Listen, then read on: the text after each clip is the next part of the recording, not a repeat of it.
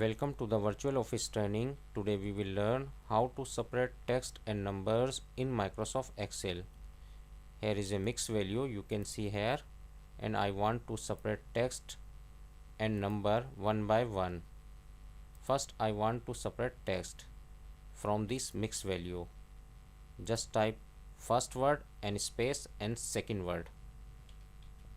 First word Faisal space and last word, because I want a space between these two words, and press enter.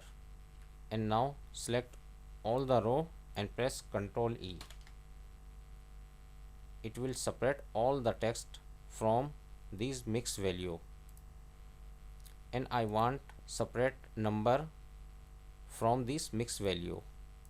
Just type first number 245 and select all the row and press Ctrl E.